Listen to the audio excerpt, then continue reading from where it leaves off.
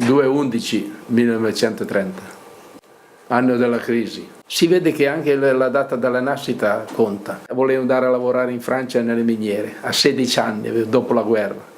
A 17 anni sono andato a fare il mugnaio, mi sono innamorato di un pezzo del mulino, tornito, ho detto vado a Torino a fare il tornitore. E sono poi passato alla Fiat, però ho fatto il tornitore per 35 anni. E ho sognato di fare il tornitore e il tornitore l'ho sempre fatto.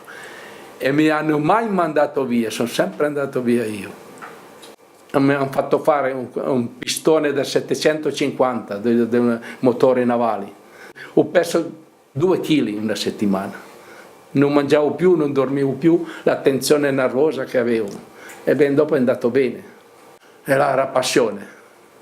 Uno se sogna un qualcosa bisogna coltivarlo e mai dire io mi arrendo.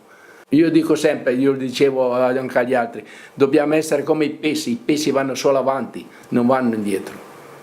Io montavo i tellerini dell'Appia e mi piaceva. E poi ho avuto i bambini e io lì non è che prendevo tanto e non mi conveniva mettere i bambini all'asilo, non prendevo abbastanza per pagare l'asilo nido. Ho deciso di lasciare la campagna per sistemarmi fuori dalla campagna, perché io la terra la amo ancora adesso, la terra. Facevo 60 km tutti i sabati per venire a fare l'orto e il giardino, qua. Buona parte la regalavo, perché non era un reddito, io lo calcolavo un hobby. Posso dire che non ho mai visto un giornaletto, mio marito, mai visto un giornaletto, e lavorando e abbiamo allevato la nostra famiglia, anche solo lui a lavorare. Là stavamo bene, ma qua siamo in paradiso terrestre. Peccato che ci sono pochi anni. Quello è il peccato più grande, è quello lì, che ci sono più pochi anni. Avessimo ancora una trentina d'anni sarebbero belli. Io i giorni più belli che ho passato nella mia vita sono quelli che abitavo a Cherasco della mia gioventù. Tanto lavoro, perché sempre lavoro in campagna, una volta era pesante, per esempio il fieno, tutto a mano, girarlo a mano, tutto a mano, e poi anche il grano si tagliava e si legava, tutto a mano, era pesante, invece adesso hanno tutte le macchine. Eravamo abituati, per carità, eravamo abituati, non è che trovassi brutto, eravamo abituati, però il lavoro era duro. Mia moglie l'ho conosciuta a Cherasco, dopo sa cosa facevamo, oltre qua adesso che tutte sere escono, noi ci trovavamo una volta a settimana, un'ora a settimana, alla sera. Lei lavorava tutto il giorno la domenica, io venivo su la domenica, fino alla domenica dopo non venivo più su, perché avevo lavoro e allora ero solo, non c'erano mica quelli che ti facevano da mangiare o una cosa o l'altra, non andavo al ristorante come vanno adesso o la mensa, e non c'era né mensa né niente, dovevo arrangiarti i tempi lì. Come compagno, come marito, è stato un buon marito. Conosciuto Aldo Vaira e l'ho conosciuto che è venuto nel cortile e io ero nell'orto e ho pregato perché Aldo Vaira era nelle strette perché era a marzo, aveva ancora da finire di potare. Qualcuno le ha detto che io lavoravo, facevo di tutto, perché io sono venuto su con pensione di non più far niente, dopo la gente non mi lasciava vivere, uno vai a fare questo, vai a fare quell'altro, vai a pulire una cosa, io ho fatto fino il formaggiaio. Mi piaceva più di tutto era la volta, lì era un bel vigneto, il vigneto ce n'è 15 giornate, un pezzo solo, lì è lungo quasi 1 chilometro, mentre va a finire a Novello. E dopo c'era quelli là sotto, l'Alba Rossa. Però adesso che vado una volta a prendere vino voglio assaggiarlo proprio puro quel vino lì, non l'ho ancora assaggiato. Mio marito prende sempre il da Vaira, il Rosso Langhe, è buono, è tutto buono il vino di Vaira. E ormai siamo abituati a quello, è buonissimo.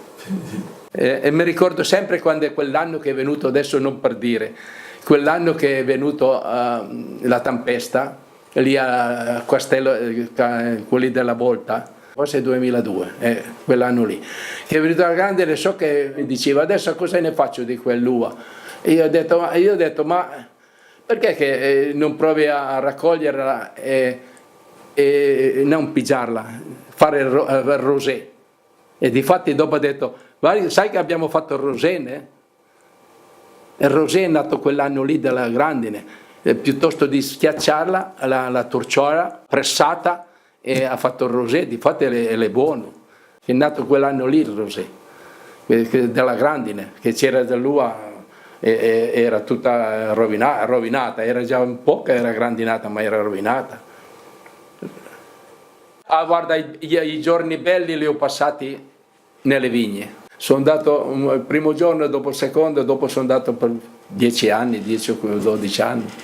E andavo con passione perché mi piaceva, andavamo d'accordo con la squadra, era una cosa bella quello lì, sì, perché l'amore, perché se l'amore lo ricevi devi anche darlo.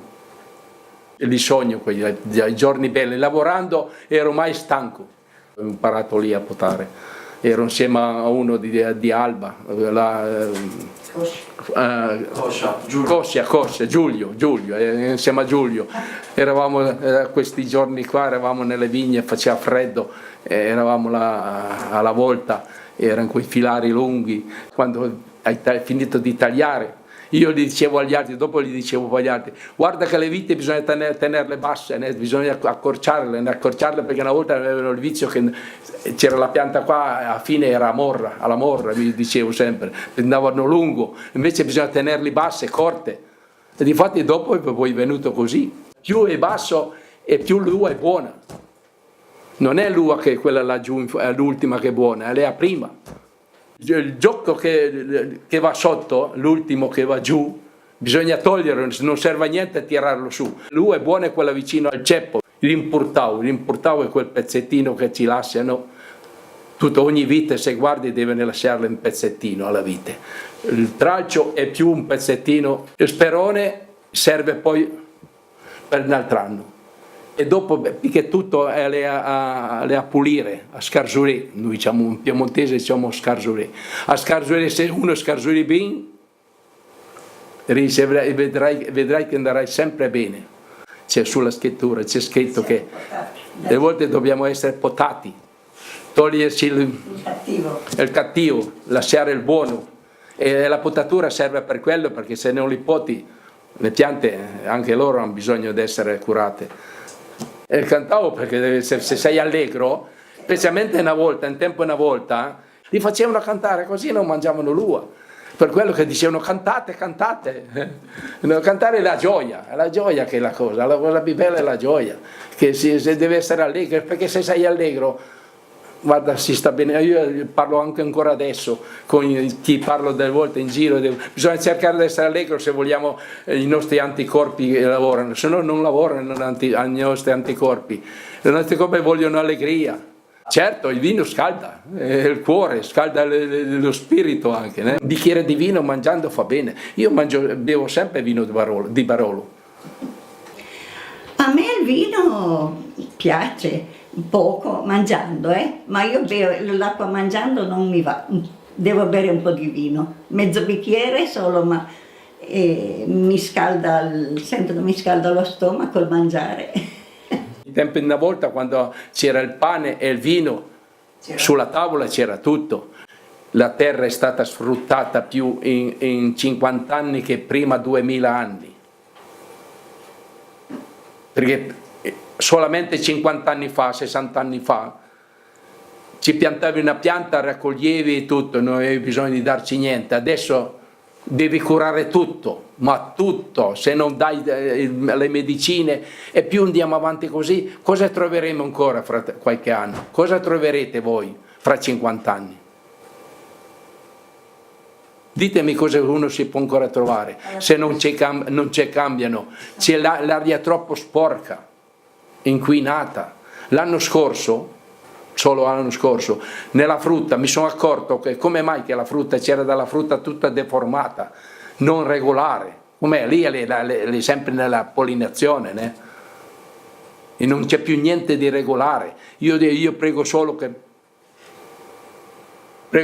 le cose cambiano, però peggioreranno sempre di più.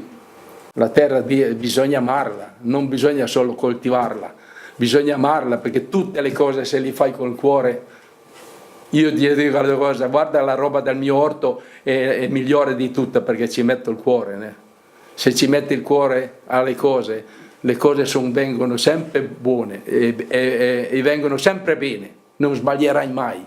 E dopo più di tutto io dico una cosa, che per me, io parlo personalmente, dico, nella vita non bisogna mai aver paura di questo e di quell'altro, se fai bene non devi avere paura di niente.